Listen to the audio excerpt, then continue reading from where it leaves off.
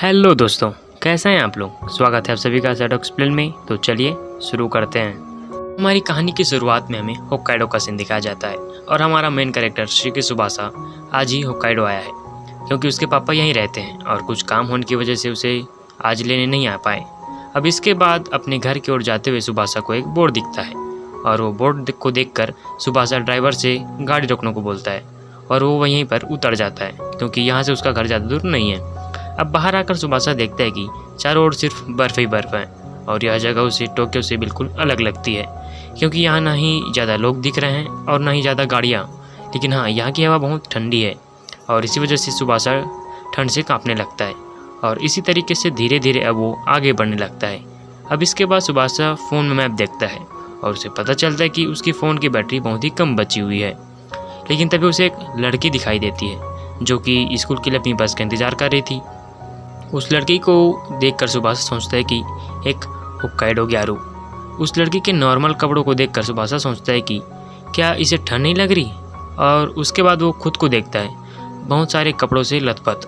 और तभी वो लड़की उसे देखकर पूछती कि क्या हुआ। अब सुबासा उससे रास्ता पूछने के लिए चला जाता है। उसके पास आकर वो देखता है कि यह तो काफ़ी क्यूट है यार। अब इसके बाद वो लड़की सुबासा को रास्ता बता देती है और सुबासा उसे शुक्रिया कह के जाने लगता है। लेकिन तभी वो लड़की उसे रोक कर पूछते कि क्या तुम पैदल जाने वाले हो। तो सुबासा बोलता है हाँ, जिस पर वो लड़की बोलती कि तुम्हें पहुंचने में 3 घंटे लग जाएंगे और ऊपर से बर्फ़ भी गिर रही है। उसकी बात सुनकर सुबासा पूछता है कि क्या बगल वाला टाउन इतना ज़्यादा दूर है। ये लड़की बताती है कि हाँ, किटामी ज़्यादा बड़ा है। अब ये सुनकर सुबासा शॉक्ड हो जाता है और उदास भी हो जाता है और वो सोचता है कि उसे टैक्सी से नहीं उतरना चाहिए था। अब इसके बाद सुबासा उस लड़की से पूछता है कि अगर वो एक टैक्सी को बुलाएगा तो उसे कितनी देर लगेगी आने में। वो बताती है कि लगभग 30 मिनट। यह सुनकर सुबासा फिर हैरान हो जाता है। लेकिन तभी वो लड़की उससे बोलती है कि क्या तुम मेरे साथ बस में चलना चाहोगे, वो बस 5 मिनट में आ जाएगी। सुबासा बोलता है कि ठीक है। अब इसके बाद सुबासा उस लड़की के पास आकर उससे बोलता है कि मेरी मदद करने के लिए शुक्रिया, वरना आज तो मैं मर ही जाता। तभी वो लड़की पूछती है कि क्या तुम होक्काइडो में नहीं रहते। तो सुबासा बताता है कि नहीं, वो आज ही टोक्यो से आया है। उसकी बात सुनकर वो लड़की शॉक्ड हो जाती है और सुबासा से पूछती है कि आखिर वो टोक्यो से यहाँ पर क्यों आया। सुबासा बताता है कि फैमिली रीजन्स की वजह से। अब इसके बाद ये लड़की बोलती है कि तुम टोक्यो से यहाँ पर आए। टोक्यो के सामने तो किटामी बिल्कुल मिट्टी का एक टुकड़ा है और हम सब भी तुम्हें काफ़ी अजीब लगते होंगे ना। सुबासा बोलता है कि नहीं, बल्कि मुझे तो यह जगह काफ़ी रिलैक्सिंग लगती है। तभी सुबासा सोचता है कि उसे स्कूल में काफ़ी बुली किया जाता था, इसी वजह से उसे नहीं पता कि पॉपुलर होना किसे कहते हैं। तभी वो लड़की सुबासा से उसकी उम्र पूछती है।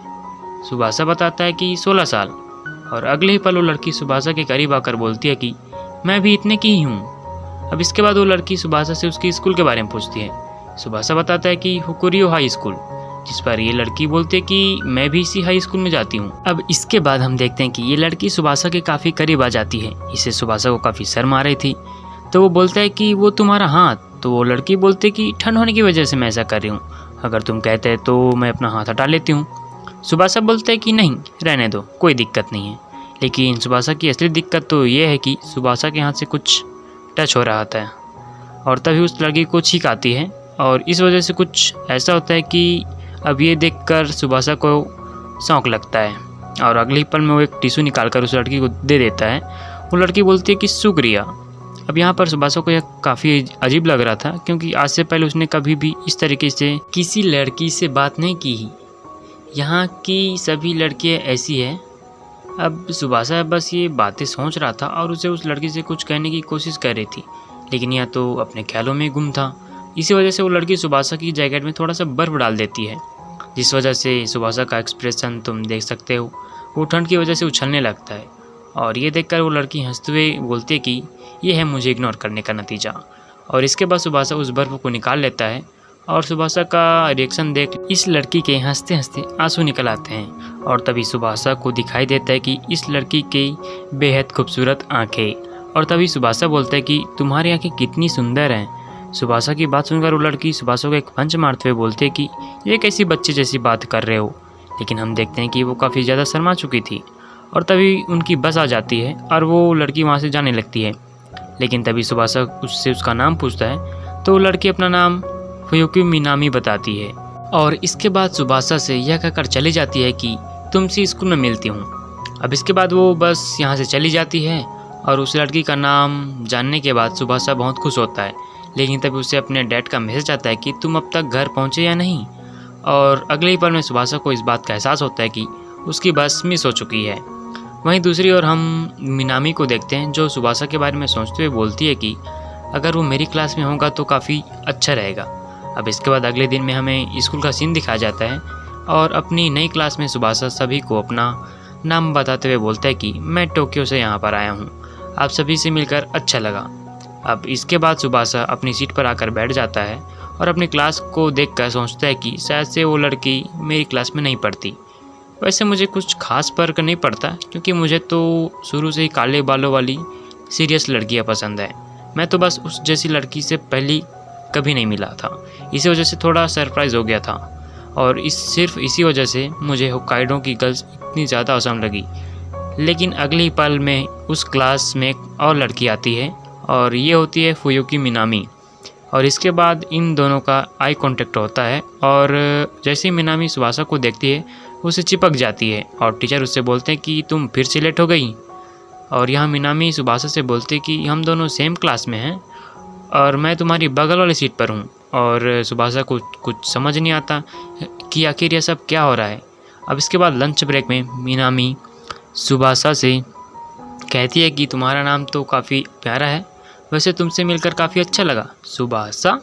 और यहाँ पर सुबासा शॉक्ड, क्योंकि आज से पहले उसे उसके फर्स्ट नेम से सिर्फ उसके फैमिली मेम्बर और करीबी दोस्त बुलाते थे।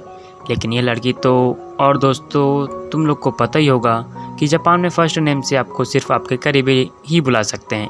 अब इसके बाद सुबासा बोलता है कि तुमसे मिलकर अच्छा लगा फुयुकी। अब इसके बाद हम देखते हैं कि इनकी क्लास फिर से चालू हो जाती है, लेकिन सुबासा को बहुत ज़्यादा ठंड लग रही थी और वो सोचता है कि आखिर इतने ठंड में बच्चे पढ़ कैसे सकते हैं। लेकिन तभी वो नोटिस करता है कि सभी बच्चे जैकेट और ब्लैंकेट पहने हुए हैं, लेकिन वो तो अपने साथ कुछ लेकर आया नहीं था। तो फुयुकी उसे अपना ब्लैंकेट दे देती है। सुबासा उससे पूछते कि वैसे तुम्हें इससे दिक्कत तो नहीं होगी। फुयुकी बोलते कि नहीं, मुझे हमेशा सर्दी ज़ुकाम हो जाती है, इसी वजह से मैं एक स्वेटर और एक ब्लैंकेट पहने रहती हूँ और इस वक्त मेरे लिए यह स्वेटर ही काफ़ी है। अब फुयुकी की बात सुनकर सुबासा उसे स्कार्फ और पैरों पर रख लेता है, जिससे उसे काफ़ी गर्मी महसूस होती है और उसे उस स्कार्फ में से फुयुकी की बॉडी स्मेल आ रही थी, जिस वजह से उसे लगता है कि फुयुकी उसके पैरों पर ही बैठी हुई थी। और जैसे फुयुकी को अपने पैरों पर इमेजिन करता है वो बौखला जाता है, उसके हार्मोन्स डिसबैलेंस होने वाले थे। अब इसके बाद शाम हो जाती है और सभी बच्चे अपने अपने घर जाने लगते हैं और सुबासा फुयुकी को उसका ब्लैंकेट लौटाते हुए बोलता है कि शुक्रिया, इसकी वजह से मैं काफ़ी गर्म रहा। लेकिन तभी फुयुकी उस स्कार्फ को लेकर स्मेल करने लगती है और बोलते कि इस ब्लैंकेट में हम दोनों की बॉडीज मिक्स स्मेल आ रही है, जिसे हम दोनों इस ब्लैंकेट में एक साथ बैठे हुए थे। उसकी ये बात सुनकर सुबासा शर्मा जाता है और तभी फुयुकी बोलती है कि सुबासा, एक रास्ता है, तुम्हें इस ब्लैंकेट के लिए मुझे शुक्रिया कह सकते हो। अब इसके बाद हम देखते हैं कि सुबासा फुयुकी को लेकर उसके घर छोड़ने के लिए जाने लगता है। उसके साथ वो फुयुकी से पूछता है कि तुम कहाँ रहती हो। हाँ, फुयुकी बोलती है कि तुम मुझे बस स्टेशन तक छोड़ दो, मैं वहाँ से ट्रेन से चली जाऊँगी। अब इसके बाद फुयुकी पूछती है कि हे सुबासा, क्या तुम्हारी कोई गर्लफ्रेंड है? सुबासा बताता है कि नहीं। इसके बाद फुयुकी सुबासा से टोक्यो के बारे में पूछने लगती है और सुबासा भी उसे टोक्यो के बारे में बताने लगता है। लेकिन क्योंकि वो खुद घर से बहुत कम बाहर जाता था, इसलिए वो फुयुकी को वो बातें बताता है जो उसने ऑनलाइन आर्टिकल्स में पढ़ी थी। अब सुबासा फुयुकी से पूछता है कि वैसे तुम लोग गिटामी में कहाँ घूमना फिरना चाहते हो। फुयुकी बताती है कि सर्दियों में बहुत ज़्यादा ठंड होती है, इसी वजह से हम लोग बाहर नहीं जाते, हम लोग एक दूसरे के घर जाते हैं बस। फुयुकी की बात सुनकर सुबासा उसके घर जाने के बारे में सोचने लगता है, लेकिन अगले पल खुद को संभालते हुए बोलता है कि आखिर ये मैं क्या सोच रहा हूँ। और इतनी ही देर में दोनों स्टेशन तक पहुँच जाते हैं। अब इसके बाद सुबासा यहाँ से जाने लगता है। तभी फुयुकी उसे रोककर बोलते कि क्या तुम कल मेरे घर पर आना चाहोगे। उसकी बात सुनकर सुबासा शॉक्ड हो जाता है। फुयुकी बोलती है कि कल हमें स्कूल भी नहीं जाना और मैं तुमसे टोक्यो के बारे में बहुत सारी चीज़ जानना चाहती हूँ। अब यहाँ पर सुबासा को समझ नहीं आता कि वो कहे तो कहे क्या। सुबासा का एक्सप्रेशन देखकर फुयुकी उससे पूछते कि क्या तुम मेरे घर नहीं आना चाहते। सुबासा बोलता है कि नहीं, मैं आऊँगा। फुयुकी बोलती है कि बहुत अच्छे, चलो अब तुम मुझे अपना नंबर दे दो। अब तभी उनकी ट्रेन आ जाती है और फुयुकी सुबासा से बाय बोलकर चली जाती है। अब इसके बाद हमें अगले दिन का सीन दिखा जाता है जहाँ पर सुबासा फुयुकी के घर पर आ चुका था। वो इस टाइम पर सोच रहा था कि मैं आज से पहले किसी भी लड़की के घर नहीं गया हूँ। आज होक्काइडो में मेरा बस तीसरा दिन है। इसके बाद सुबासा डोरबेल बजाता है। उस टाइम पर सुबासा सोच रहा था कि अगर उसकी फैमिली को पता चल गया कि वो यहाँ पर आया है तो उसे काफ़ी परेशानी होगी। तो फुयुकी को आखिर कैसे मना करता वो, उसके सामने कुछ बोल ही नहीं पाया। एंड तभी फुयुकी पूछते कि कौन है बाहर। सुबासा अपना नाम बताता है।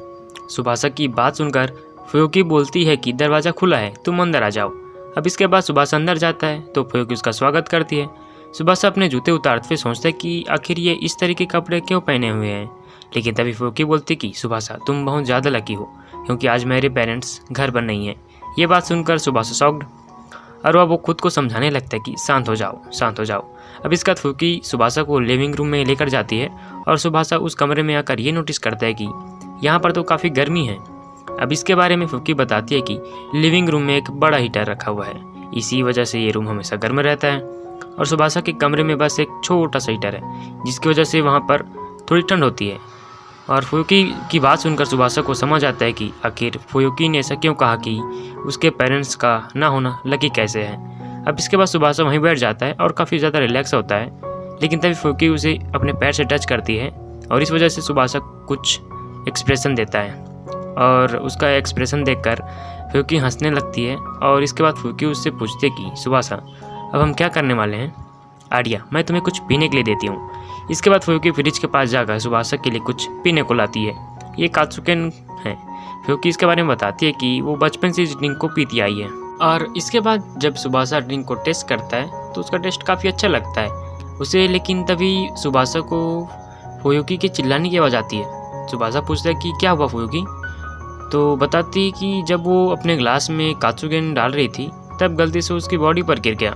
और जैसे सुबासा ये देखता है उसने जितना कात्सुकेन पिया था वो बाहर निकल आता है। और वहीं फुयुकी अपने कपड़े बदलने के लिए चली जाती है।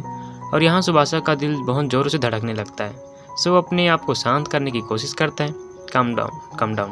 लेकिन तभी फुयुकी कुछ दूसरे कपड़े पहन कर आती है जिन्हें देखकर सुबासा सोचता है कि आज तो मैं गया। अब इसके बाद फुयुकी उसके पास आकर बैठ जाती है और तभी सुबासा अपने पास में से एक मूवी निकाल कर बोलता है कि चलो देखते हैं इसे, मैंने ये फिल्म अभी तक देखी नहीं। तो सीडी देखकर फुयुकी बोलती है कि अरे मैंने भी ये फिल्म अभी तक नहीं देखी।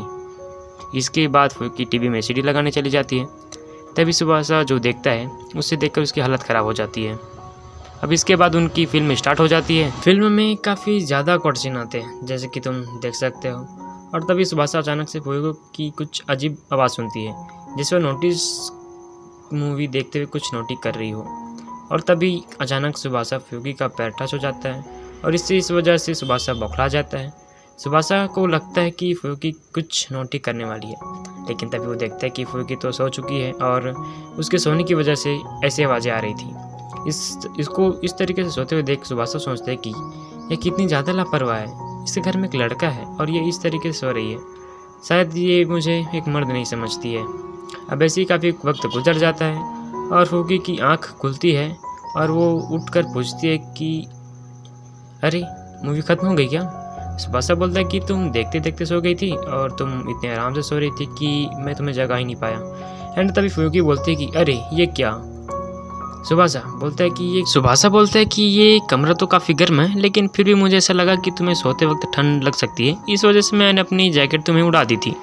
सो फुयुकी सुबासा को जैकेट वापस कर देती है। जैकेट पहनने के बाद सुबासा बोलता है कि काफ़ी वक्त हो गया है, अब मुझे चलना चाहिए, मुझे बुलाने के लिए शुक्रिया।